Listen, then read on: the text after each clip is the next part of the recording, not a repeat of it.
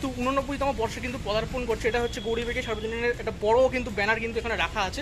রানীর মুকুটের একটা কিন্তু ব্যাপার ছিল। তিনটে থাক আমরা দেখতে পাচ্ছি, দেখো 1 2 3, এদিকেও কিন্তু সেম আছে 1 2 3, এই তিনটে থাক কিন্তু আমরা দেখতে পাচ্ছি দুদিকে। আর এখানে মণ্ডপের ওপরে এই জায়গাটা কিন্তু মা দুর্গা কিন্তু অ্যাকচুয়ালি বসবে। আর তো হ্যালো গাইস, গুড আফটারনুন। আমি কিন্তু বেরিয়ে গেছি আবারও দুর্গাপুজোর কিন্তু প্রস্তুতি শ্যুট করতে। আর আজকে কিন্তু আমার ডেস্টিনেশন নর্থ কলকাতা। আমি কিন্তু দাঁড়িয়ে আছি এখন ঠিক অরবিন্দু সেতু, পেছনে দেখতে পাচ্ছি এই অরবিন্দু সেতুর ঠিক সামনেটাই। আর আমি কিন্তু অ্যাকচুয়ালি এসেছি খান্না মোড় থেকে। ওই দিকটা হচ্ছে খান্না মোড়, ওইখান থেকে কিন্তু বাসে করে নেবে তোমরা কিন্তু হেঁটে চলে আসতে হবে অরবিন্দু সেতুর দিকে। আর অরবিন্দু সেতুর ঠিক যে এই রাস্তাটা চলে যাচ্ছে এই নিচেই কিন্তু দুর্গাপুজোটা অ্যাকচুয়ালি হয়ে থাকে। মানে আরও ভালোভাবে পরিষ্কারভাবে বলতে গেলে কিন্তু অরবিন্দ সেতুর নিচেই কিন্তু সাইডের দিকে গৌরীবাড়ি সার্বজনীনের দুর্গাপুজোটা হয়ে থাকে।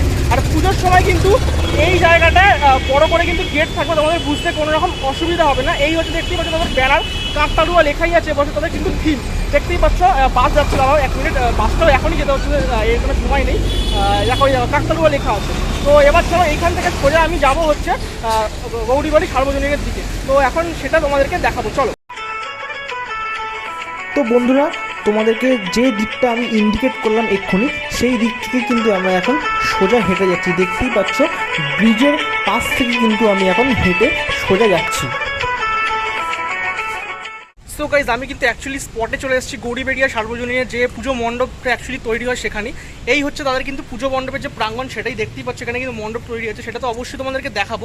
তার আগে তোমাদেরকে অবশ্যই তাদের ব্যানারটা দেখিয়ে দিই। তাদের কিন্তু এবছরের যে পুজোটা সেটা কিন্তু 89তম বর্ষে কিন্তু পদার্পণ করছে। এটা হচ্ছে গৌরীবেড়িয়া সার্বজনীনের একটা বড় কিন্তু ব্যানার কিন্তু এখানে রাখা আছে। আর একটা ব্যানার তোমাদেরকে দেখাচ্ছি যেটা কিন্তু বেশ ইন্টারেস্টিং, এবং তোমরা যারা খুঁটি পুজোর ব্লগগুলো যারা করেছো তাদের ভিডিওগুলো দেখেছো, সেখানে কিন্তু তোমরা বুঝতেই পেরেছো যে রানীর মুকুটের একটা কিন্তু ব্যাপার ছিল। সেটা কিন্তু অ্যাকচুয়ালি দেখো এইখানে ব্যানারটাতে লেখা আছে, দেখো এখানে লেখা আছে রানীর মুকুট পরেন যিনি, মায়ের মুকুট গড়েন তিনি। এবং একটা বাচ্চা মেয়ের কিন্তু ছবি দেওয়া আছে, প্রিয়াঙ্কা মালিক। তো এই হচ্ছে ব্যাপারটা। এবার রানীর মুকুটের সাথে কিন্তু মায়ের দুর্গার মুকুট হোক বা দুর্গাপুজোর যে মণ্ডপ, তার একটা কিন্তু হয়তো সামঞ্জস্য থাকতে পারে। কিন্তু তাদের কিন্তু এবছরের থিম কিন্তু কাকতাড়ুয়া। তো অবশ্যই এবার কিন্তু মণ্ডপটা তোমাদেরকে দেখানোর পালা। তো তার আগে কিন্তু একবার ইন্ট্রোটা দিয়ে নেওয়া যাক। Welcome to my new video, new blog. আমি বাদশা সৌরভ চলে এসেছি টাটকা ঝকঝকে দারুণ একটা ব্লগ নিয়ে, বিকজ আমি ফেস্টিভ্যালে থাকি আর সবসময় তোমাদেরকে আনন্দের মজায় ফেস্টিভ্যালে রাখার চেষ্টা করি। তো চলো এবারে সরাসরি গৌরীবাড়িয়া সার্বজনীন যতটা এই মুহূর্তে প্রস্তুত হয়েছে সেটা তোমাদেরকে দেখাবো। দেন তারপরে অনেক পেছনেই দেখতে পাচ্ছ মণ্ডপ, যেটা তোমাদেরকে একটু আগেই দেখালাম। এবং মণ্ডপের যে এই যে স্ট্রাকচার, সেটা কিন্তু আমি যেটা বললাম একটু আগে, সেরকমই কিন্তু আমার লাগছে। যে মুকুট যে হয় রানীর যে মুকুট, সেই মুকুটের যে একটা আদল হয় না ওপরের দিকের, সেরকম লাগছে। এবং সেটা কিন্তু আদেও কি সেটাই করছে তারা এই জায়গাটা, সেটা তো মানে মণ্ডপ তৈরি হওয়ার পরেই কিন্তু অ্যাকচুয়ালি বুঝতে পারবো। তাই বেশি আমি না জেনে কিন্তু ভুলভাল বলতে চাই না, শুধু আমার যেটা মনে হচ্ছে সেটাই আমি শেয়ার করছি। আর এদিকেও কিন্তু একটা স্ট্রাকচার গড়ে উঠেছে, এবং সেম স্ট্রাকচার কিন্তু এই সাইডেও কিন্তু গড়ে উঠেছে। এবারে কিন্তু ভেতরে ঢুকবো। আর এখানকার প্রতিমা শিল্পী কিন্তু নবকুমার পাল, আর অবশ্যই শিল্পী কিন্তু বাপাই দা, যিনি কিন্তু চিন্তা ভাবনা করছেন। এবং এবছর তাদের যে চিন্তা ভাবনা সেটা কিন্তু কাকতাড়ুয়া কিন্তু এবছর গৌরীবাড়িয়া সার্বজনীনের থিম। তো খুবই এক্সাইটেড আমি, কেননা গৌরীবাড়ি সার্বজনীন কিন্তু নর্থের অন্যতম একটা হেভি ওয়েট পুজোর মধ্যেই পড়ে। তো চলো এবারে ভেতরে ঢুকে মণ্ডপে, তারপর তোমাদেরকে আবার এক্সক্লুসিভ দেখাবো। বন্ধুরা, তোমাদেরকে তো মণ্ডপটা ঘুরে দেখালাম ভেতর থেকে। এই হচ্ছে মণ্ডপের যে স্ট্রাকচার, তিনটে থাক আমরা দেখতে পাচ্ছি, দেখো 1 2 3, এদিকেও কিন্তু সেম আছে 1 2 3, এই তিনটে থাক কিন্তু আমরা দেখতে পাচ্ছি দুদিকে। আর এখানে মণ্ডপের ওপরে এই জায়গাটা কিন্তু মা দুর্গা কিন্তু অ্যাকচুয়ালি বসবে, আর প্রতিমা শিল্পী কিন্তু নবকুমার পাল। আর এই জায়গাটা আমরা দেখতে পাচ্ছি কিছু কিন্তু বাঁশ রাখা হয়েছে, এবং তার মধ্যে ডিজাইন করা হাতের কাজ করা আছে দুদিকেই। এগুলো কিন্তু ক্রপস, এগুলো কিন্তু মণ্ডপে ইউজ হবে।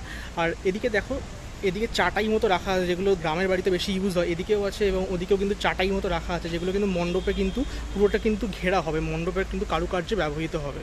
মণ্ডপের ভেতরে কিন্তু প্রবেশ করেছি, আর তোমরা কিন্তু দেখতেই পাচ্ছ পেছনে কিন্তু ক্রপস কিন্তু রাখা হয়েছে, যেগুলো কিন্তু মণ্ডপের কাজে কিন্তু ইউজ হবে।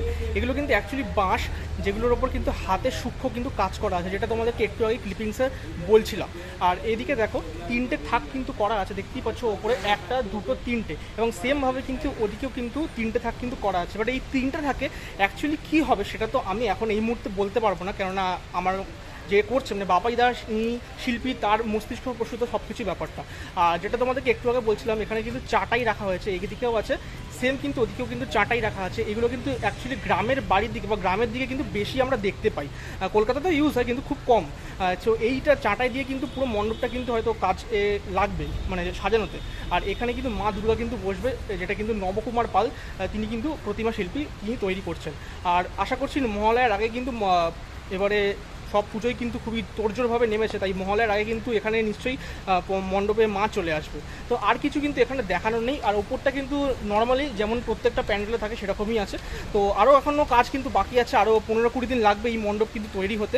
ইলেকট্রিক্যাল লাইটিংয়েরও কিন্তু কাজ কিন্তু এখানে আছে অবশ্যই। তো আজকের এই ভিডিওটা এখানে আর এক্সট্রা কিছু দেখানোর নেই। তো চলো এবার কিন্তু ভিডিওটা একদম এন্ড করার সময় এসে গেছে, তাই আজকের এই ভিডিওটা যদি ভালো লেগে থাকে তাহলে অবশ্যই লাইক, কমেন্ট আর শেয়ারটা করতে কিন্তু ভুলো না।